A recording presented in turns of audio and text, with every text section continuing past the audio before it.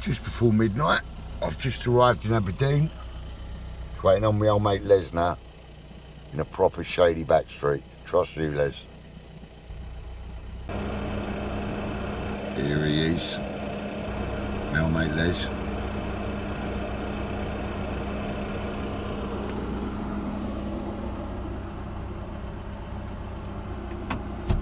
How you doing, my old son? Welcome to Scotland, yeah, boy. Happy Good New man, Year, boy. good Happy man. New Year. I'll put that there for you. Oh, look at that. Look at that. A brew on board already, boys. Tatties, Let's get back to your gaff, mate. Leaps and tatties are on. Lovely job. How about that? Here in Bentley, in Aberdeen. Just going to go to bed. Stupid clock, boys. Maybe I should put a fucking... Think about this. Put a bit of lightage on. There you go. Yeah, stupid clock.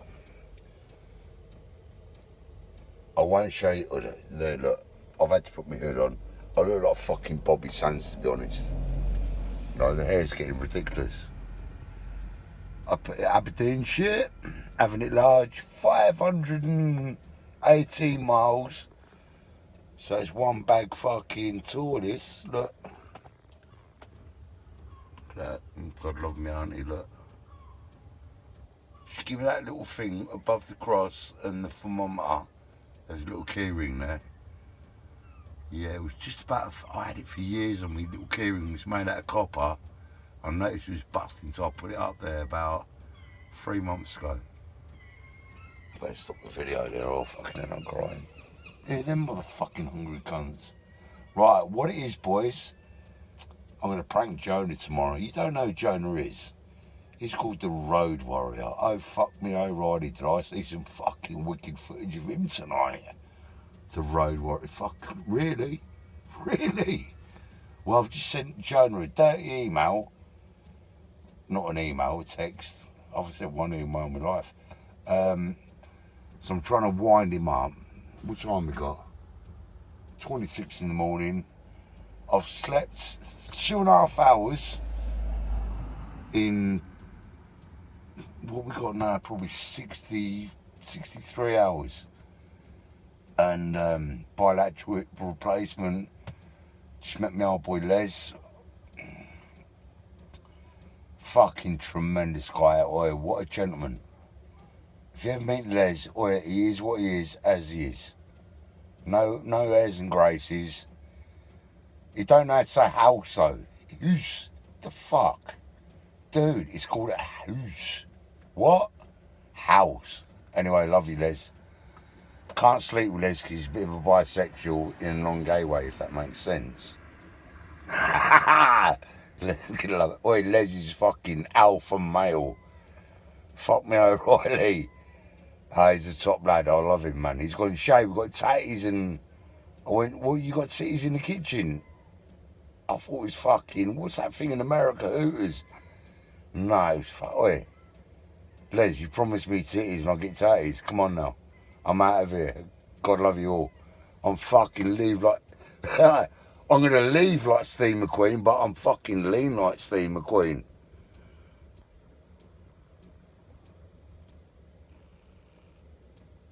That's awkward. It didn't shut off when I wanted it to. Let's try again. Unflinching, unputdownable. Who are we talking about? It's only my ex. Not my guardian, not my auntie, look. Oh, Lily Meister. I tell you what, if she was my ex, she wouldn't be my ex, to be honest. Yeah, I got that book in the charity shop like a couple of weeks ago, but you know her daddy's a bit of a mentalist. Fucking, what's his name? Mr. Fry. You know, the clever geezer. Yeah, him and him done a few toots down the fucking, well, everywhere. That's all I'm saying.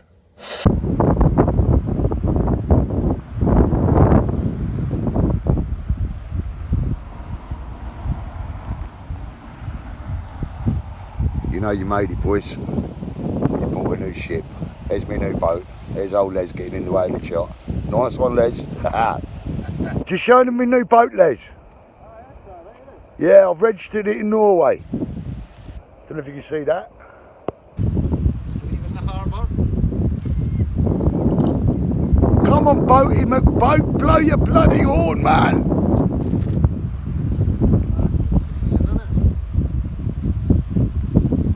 Some loons chilling. Behind you, the Tory battery. Who's that? John Major's gaff? Oh, Tory Battery. Tory. A place called Tory Battery. With the Scottish flag, the saltire flying in the wind. The what? The saltire. The saltire. The flag, Scottish flag. The saltire.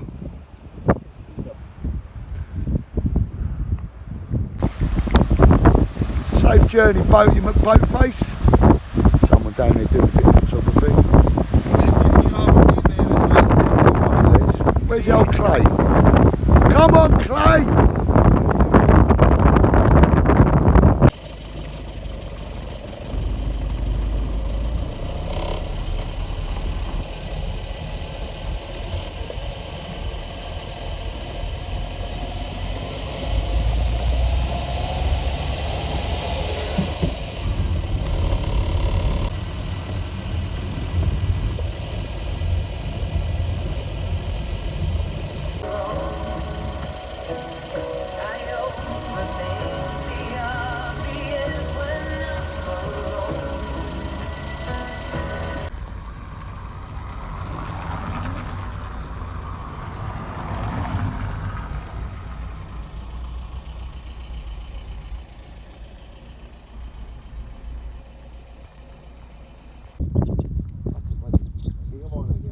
So I'm just down here at Leslie's mummy's house and she's breeding alpacas. Look at that, boys, for a view. You need to feed them comfy. Ah, look, we've got to feed him. He thinks it's for him, like. Hey, for you. If we go, if you bite, I'll bite you. here with the dog. Aye. See, they're a bit skittish with the dogs, you see. I'm going in the shop, I eat bloody leg, the tail. Look at Aye. There's the dogs. Here we go. Nice one. This is Julio. Big bear. You know the names of all of them? Come on, boys. You just stand, that's it. How about that, boys? No bad. Which one was his hat made from? A few of them. Clay, come here. Over there. Hold on to that a sec. They all look the same. Yeah. You take me up a bit. I'm sorry, yeah, I'm smoking in yours.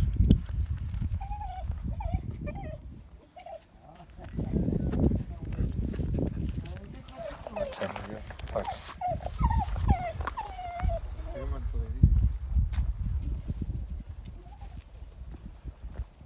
Good boy. Do you hand feed them all the time or just put down a rake No, of it? no, they've got feed dishes.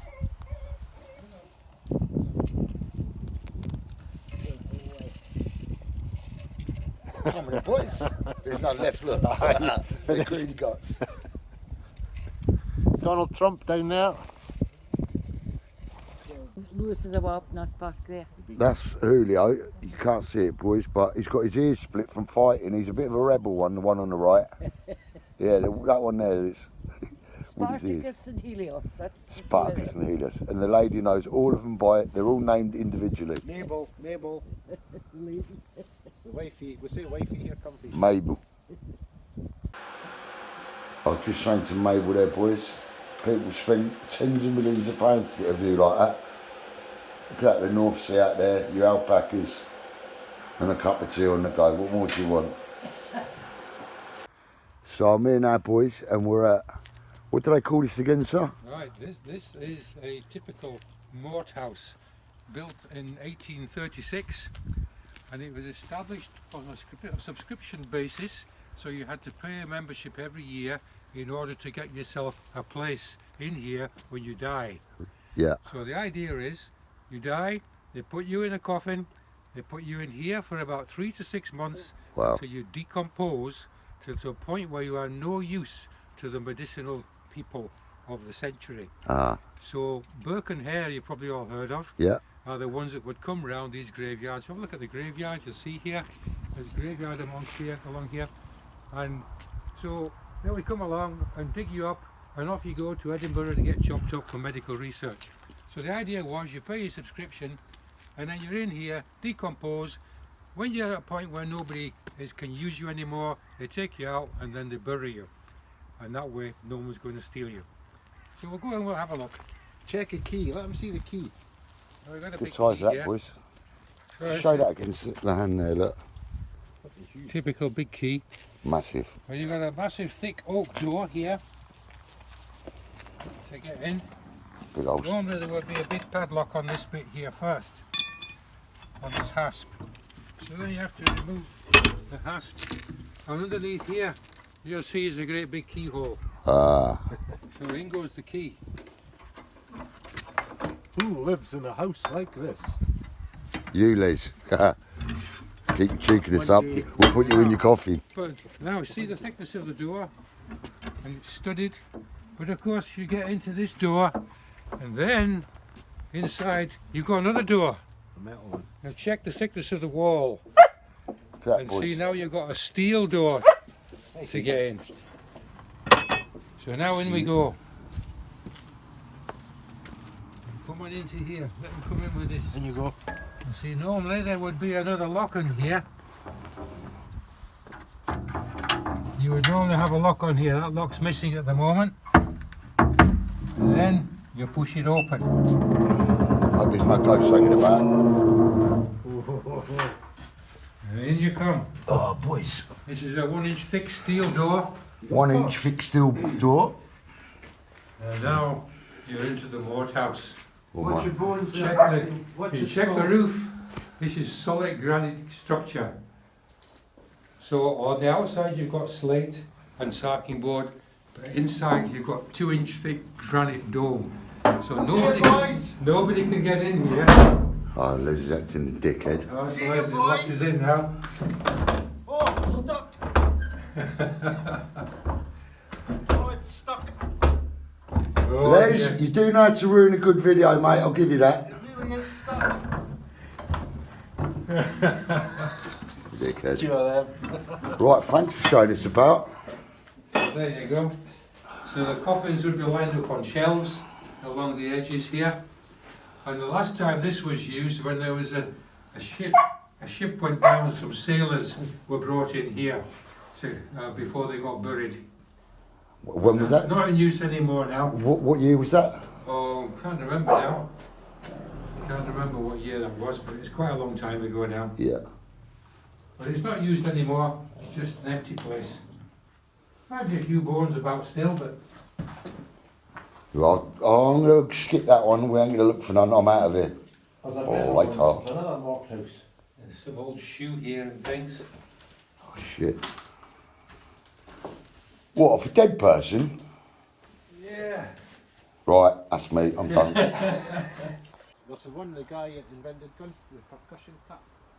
Oh yeah, he's over there, yeah. Who's that, Les? He done what? The percussion what? He invented the percussion cap for firearms. So we're in... Rather than putting all that stuff Oh, yeah. down the barrel, he invented the percussion cap. He's buried in here. He's got a lot to answer for then. Here's a mark. Don't suppose he got shot, did he? Yeah, we're in... This photo out here. Check this photo out here. Let's have a look.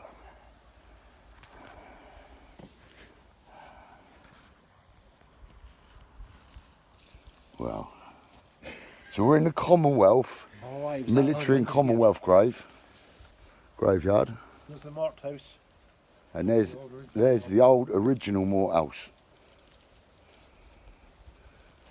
Look at that, boys, look. Oh, man.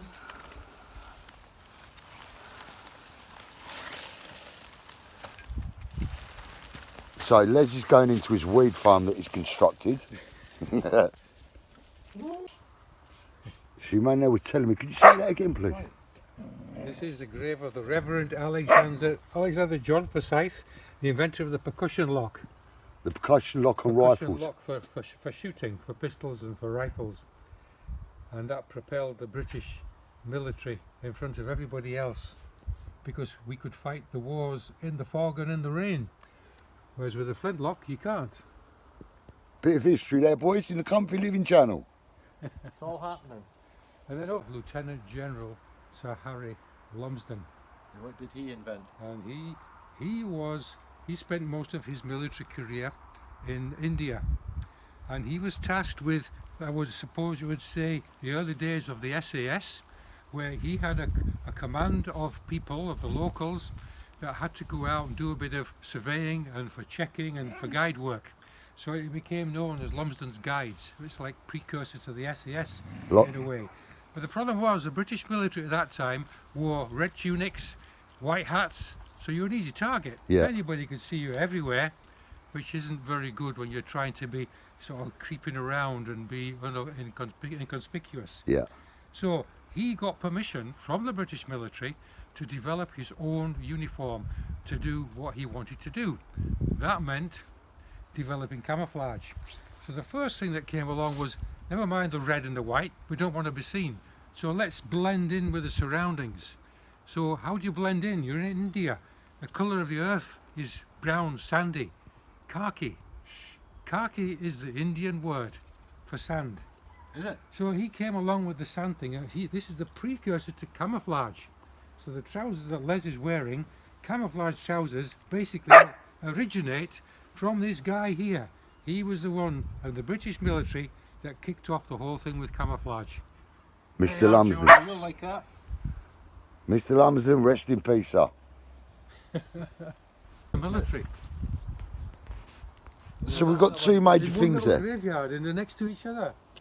We got the- Down there with the skull and crossbones. Eh? The one down there with the skull and crossbones. as well. Aye, but I don't know the history behind it. It's just they're old. I want to see them. So that's the percussion Percussion lock. lock. That's that As guy opposed there. to the flintlock. Yeah. And right The next to flintlock, him. you see, the flintlock was where you had a little pan and a hammer, and you might have heard the expression "flash in a pan." Well, that comes from the flintlock, because you would have the powder, the priming powder, in this pan, and then you pull the trigger on the gun, and the hammer would come down, and the flint would strike and ignite that powder. And then that powder, that ignition, would go through a little hole in the side of the barrel, which would then ignite the main gunpowder charge, and only then would the shot come out of the end of the barrel. Now, the flash in the pan saying comes from the fact sometimes the hammer would strike the powder in the pan and nothing would happen. Hence, flash in the pan. There was a flash, but it didn't ignite, it didn't go through the barrel, it didn't set off the main charge. So that's where the flash in the pan comes from. And this whole development stemmed from this guy, Forsyth, going down to the beach shooting wildfowl, geese. He'd be going down there with a flintlock, and you make a shot there, bang, damn, goose have gone, they're away. Why did they go? Because the flash in the pan, first of all, scares off the geese, so by the time the shot leaves the end of the barrel, the goose is well gone, so you're never going to hit it. You need a stationary target for that to work, but the goose is not going to sit there once that flash is gone. Hence, this guy then decided, got to be a better way, and that's why he developed the percussion lock. And only after all that, he spent 7 years in the Tower of London, developing and perfecting this invention, and there's a commemoration in the Tower of London for him on the wall for Reverend Alexander John Forsyth. So he's a major step forward for the development of firearms. So next to Mr.